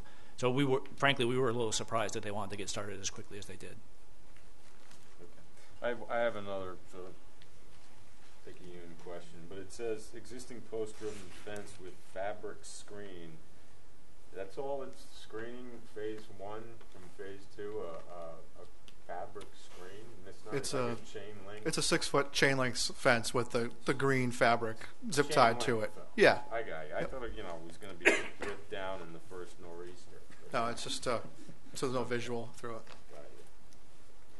But by the way, I thought Scanlon did a very good job on phase one. Thank you. Appreciate it. Okay, so having said all that, do you think we can move off this item, or with the notion of we're going to see a little bit more on Tuesday in terms of some numbers, and this is what we think is reasonable, and this is why we think it's reasonable, and well, we good with that? With that notion, yes. Yeah. And again, it's clear to me that the infrastructure will all be put in. We're keeping language that the final COs, It says right now that the finish coat for the roadways within each phase shall be completed prior to the issuance of the CO for the last dwelling in each phase. So that's in there already. No changes. Okay, I guess I'm good with that.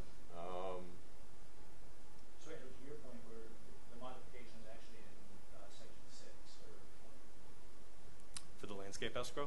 yeah. That'd be 4G. 4G. I'm sorry, 4G. Right. But this language was in 7. What I just read was already there. Right. So 7 is complete. Well, 7 is the one where to not speak for the board, but I think that was the one where I suggested referencing logistics plan, and I don't think I'm hearing a consensus that you're all okay on that, and just look to the escrow in section 4G for Tuesday. Maybe we can clarify that exactly. Is it just 4G for Tuesday, which is the escrow, or are you also interested in 7? I think it was something Kieran mentioned.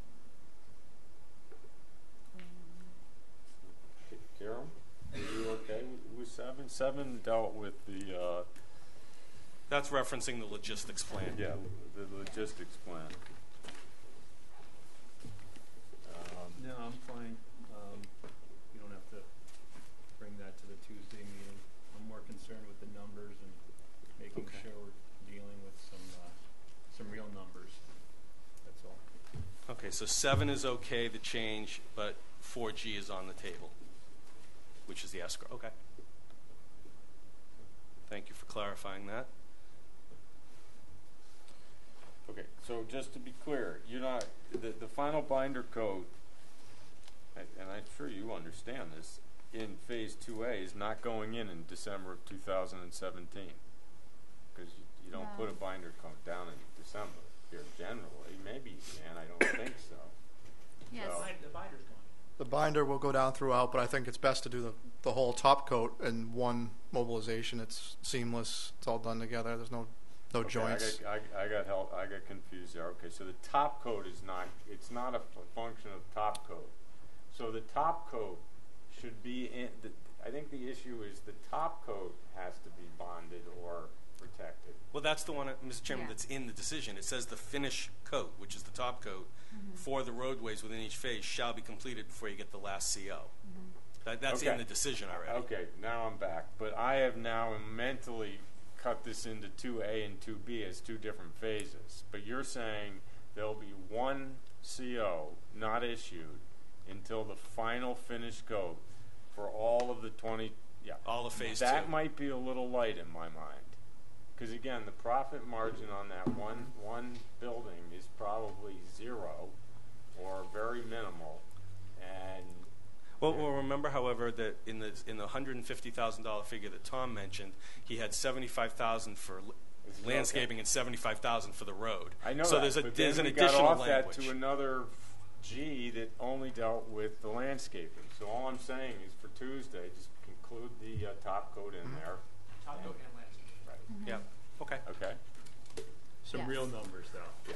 All right. So let's. So 4G is going to now address top coat and landscape. Yeah, we might add a word. It says landscaping now. We'll probably add a word about finish coat in 4G.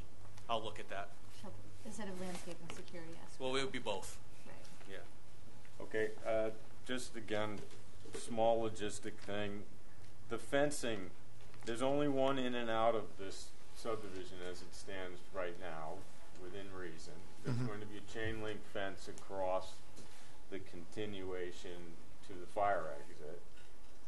There's a fire. I can't get out of the main road.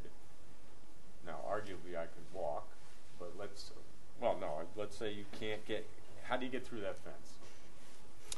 Well, the green sections of fence The are green what we're referring to as pedestal style. So it is, you could take it off its, can literally you lift could take it off its posts and move it if you had to. It's like in the little black. Tank. A little stanchion. Yep, you could pick it up and move it. But we obviously want to keep it somewhat fixed to keep traffic out of it. People moving it and going into the Right. construction site. So we could put some kind of combination lock on it with.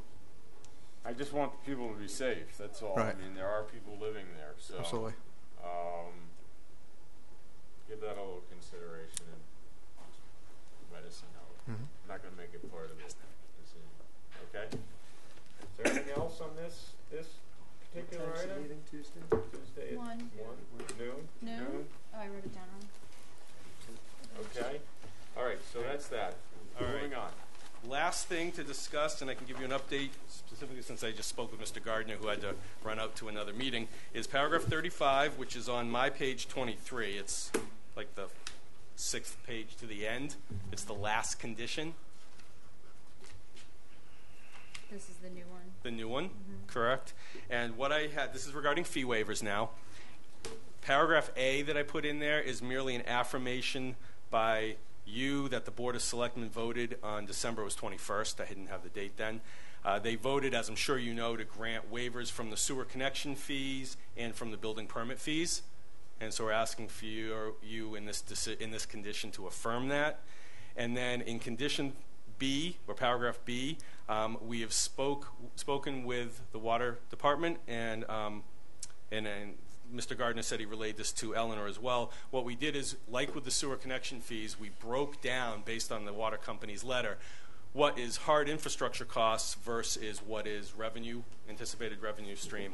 And on the sewer connection fees, as you may know, applicant pays the hard infrastructure costs, and what was waived was the anticipated revenue stream. The water company Mr. Gardner said I could say this to you, and Eleanor, he said it to her as well. He has spoken with the water commissioners, and they agree with the formulation we have here, which it would be you granting a partial $72,600 waiver from the water connection fees, which again relays only to the revenue stream, similar with the sewer analogy, and the applicant would still be responsible. They would pay the $37,400 and the hard infrastructure costs for the water pipes. So we're asking you in paragraph 35 to affirm what the Board of Selectmen did and to grant the $72,600 on the revenue portion of the water connection fees. And during our conference call, the chair had asked that we reach out to the water commissioners, and that's exactly what we've done, and they've had several discussions. And so that is the request for condition 35. Okay. So, do we have any problem with that? Fine with me. Okay. I think we might want to just put some language in there that the water, Wanacommet Water, we're acknowledged either, Read the letter. Wasn't there a letter? There was a from- letter they sent. yeah, the water. Well, their Wanacommet original Water- letter was against. Their original letter was based on the full waiver, and that was against it. Right. But so I don't know that you have a new letter. I think we do. Didn't we get a new? Did you? No, we got an email Oh, that email. said, Email. we're okay with it. So maybe an updated letter. Yeah, or that just like we're affirming the vote of the Nantucket Board of the Selectmen, what we would, I think, prefer to do is acknowledge that the Wanacommet Water Commission has Agreed to. I think the language we need to use here is, Mr. Chairman, is to say Wanacommet Water Committee supports the board's grant of this waiver, and then you're granting the waiver. It's in your jurisdiction, but we could note that they support it. And don't they also, I know we sent them to the Board of Selectmen, but we could have sent them to directly to the water company for this determination. It was a little bit different, Mr. O'Mara, because the selectmen actually have a policy for the sewer connection and the other fees. It's actually a written policy where they take a vote. The water company doesn't actually take a vote per se, but what they're doing is they're supporting your grant thereof. Okay. It's Yeah, a it was little unclear different. at the time that the selectmen didn't have the authority. I thought the water company did though. But it doesn't matter. We're fine with it. I'm okay. Yeah. Just put some language in there about. I'll add some language in B about the company supporting the request. Sure. Yeah. Okay. That's it, right?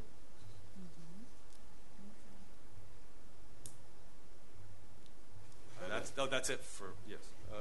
Kevin, did you have something else? Just a last statement. We've been through a lot discussing this project, going way, way, way back.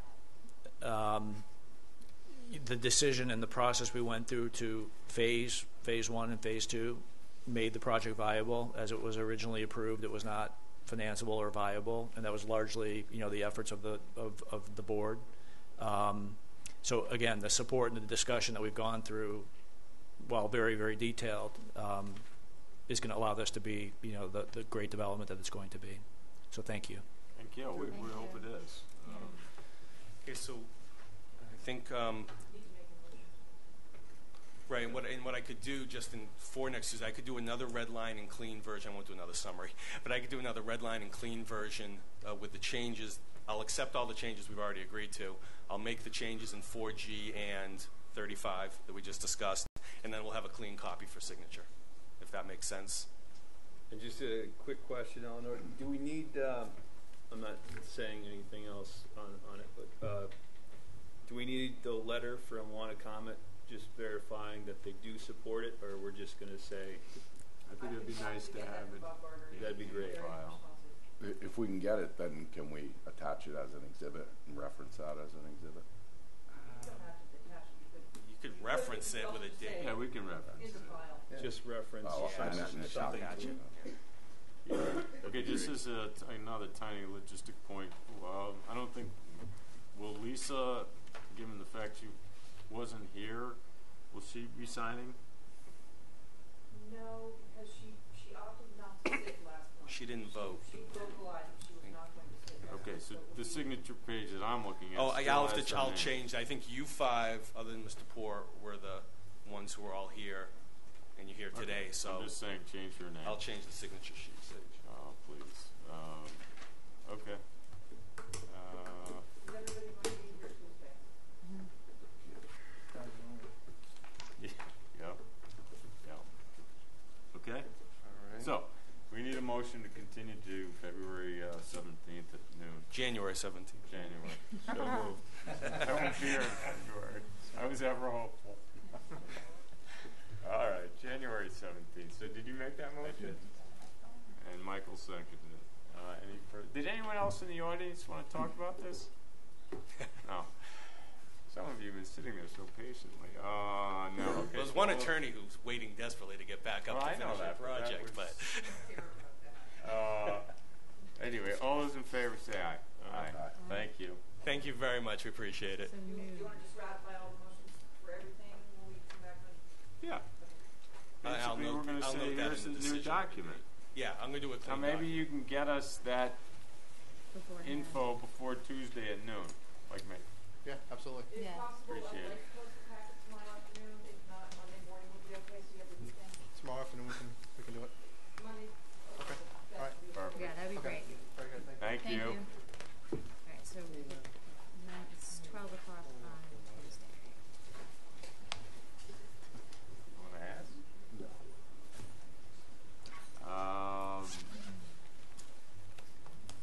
Okay, Sarah, come on down.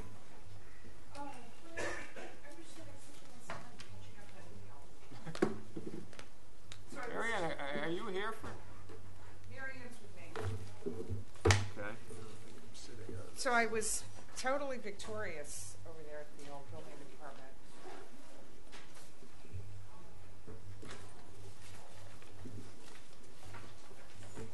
That's the vending. Okay, let's sit. Just sit back.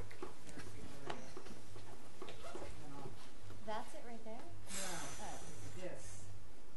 See, there's the chimney. this whole thing, right? It's really this whole. I was just Oh, thinking sorry, I was maybe you looking would at it bring the wrong. floor plans, but that are actually the ground cover.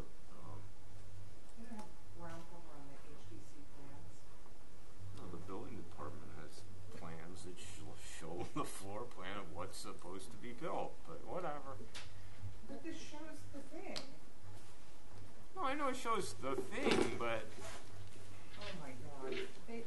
And these are the plans. He's going to send you back. yeah, I cannot you look. have time. Is this the same? We're not going to be here, but you have to go back.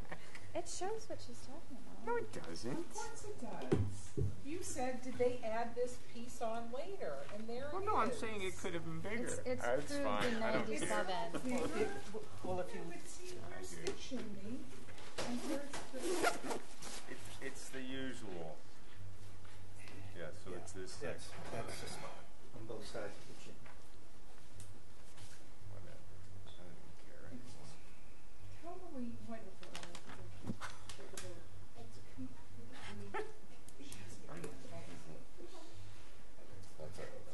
Yeah. I'm satisfied. It says it says 1997 on it. Okay. I'm fine with that. Right. All I'm saying is, Ms. Halger, when you come here before us with an application, just bring this kind of stuff ahead of time. Maybe this is the Why do you huff and puff? We have no idea if you were there that something is true. Well, I don't disbelieve you. Just show me a piece of paper. It was just like at another. She's huffing and puffing because she doesn't like what I said. So I'm speaking to her about it. I'm simply saying it's like a previous applicant saying, yeah, the shed has been here forever. I don't disbelieve him. Just show me the Sanborn map that shows it.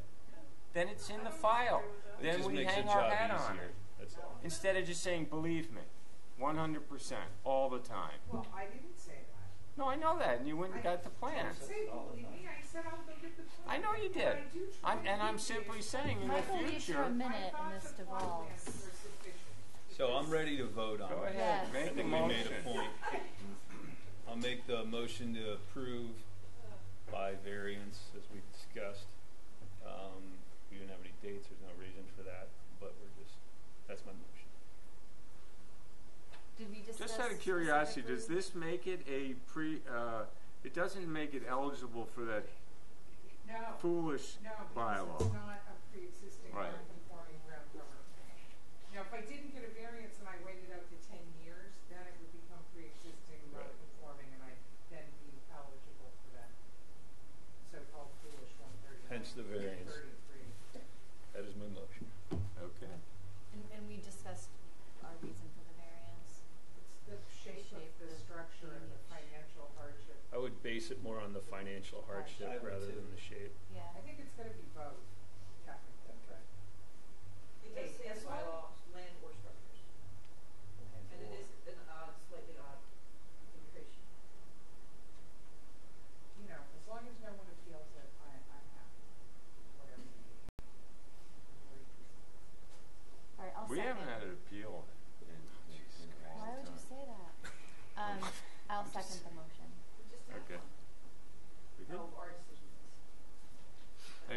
Motion's been made and seconded. Any further discussion? No. All those in favor say aye. Aye. Alrighty. We do? Oh, yeah, the discussion. Okay, other business. You're opposed? I'm sorry, Mark. I'm sorry. Just, it was only the matter, we don't want a unanimous variance vote. We need to show that, Oh, I thought you were opposed to this. oh, no, not at all. I'm sorry, Mark. I did not notice. I didn't realize Michael had gotten up and left the table. Okay, I don't have other business. I It have. says discussion about policy regarding re-notification to abutters when an application has been continued for a protracted period. See, that's why you should be the chairman. You can read. I can. So that's what I thought you were saying you're opposed to. Oh, no.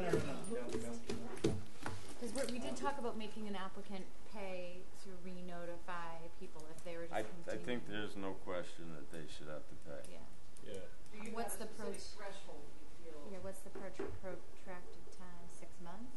I would say 4 months, unless unless it's a quorum issue that we have brought on. But like there's one that's been going on forever out in Sconset, and Well, they withdrew that, and that has been going on since August. there was another one. I thought the other one in Sconset. Yeah. 24 Kaufman was continued. That was originally presented in November, never opened. I gather that there's some issues with the neighbors, so that's. Well, all the more reason. Because the issue was not re-noticing. It is people forget about it. Yes. I agree, and then people come in later and they're like, we didn't know about this, and then we're like, well, you did, but it was like way long ago. It's particularly problematic, I may, in the summer, the 168 Lily, which has never been open, so we can discuss it. There was instantly some concern by neighbors close and far, and who got the notification or saw it. And I forwarded those things to the applicant, and they wanted to respond to the neighbors' concerns. They were going to go back to the HDC. There was a lot of back and forth. That's the one they just came through.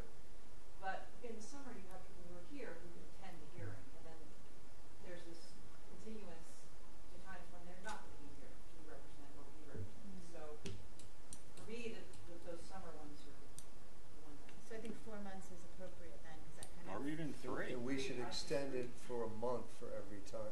Every month we don't have a quorum.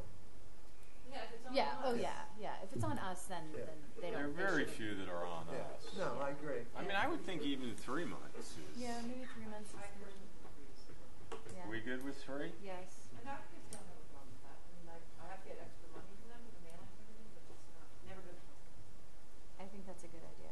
All right, and So if it's continued for 3 months, At the request of the yes, applicant. yes. Okay. It's fine with me. Yeah. yeah. Or even if it's because of us, we should renotice, and that's on our expense. Yeah. I mean, there haven't been any times where we've had 3 months of non-quorum or quorum issues. This is the first time I can remember in a long time that we've had a quorum issue. Yeah. We have had several where in the middle of the application, after it's opened, we couldn't raise a quorum. And we let them know a month in advance. At a specific meeting. Yeah. Yeah. I was able to notify the two today, Yeah. and they opted to go to the 17th.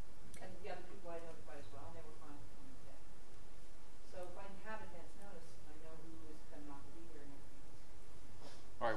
Just moving on. What was continued to Tuesday? Sanctity, Sanctity, what is Major on one side, which Michael and I are not sitting on, and then the station. and Sachems. And Ed, you say you were not here on I February? do not believe I will be here. And I will not be here in March. So, what will be first on? Because I don't, I'm not going to be here 1 month. what's going to be number 1 on? 23 on one. That's the old business. Are we continue that to the 17th as well? Oh, all right. You were waiting on some additional documentation from them. Well, I will say about that particular application, So we didn't, why did we continue it to Tuesday? Just because they still haven't gotten the documentation to us? No, because there's not, Lisa's not here, she was sitting on it, Mark and Michael at conference. So it's a quorum issue. Okay. That- Then that's thing. on They're us. entitled to a 5-member board. Yeah, no, I agree. Okay, all righty. Eleanor, I just I have discovered it on my yesterday, I'm not blood going to hear sugar. April 15th meeting. You're still coming? Okay. Check. It's Karen's phone though. So we have 23 Monomoy, 100 St. Pete Road, and which you can't sit on it, and then decisions. And Lisa will be here Tuesday? Lisa, everybody will be here. Cool. All righty. Motion to disperse. Yes.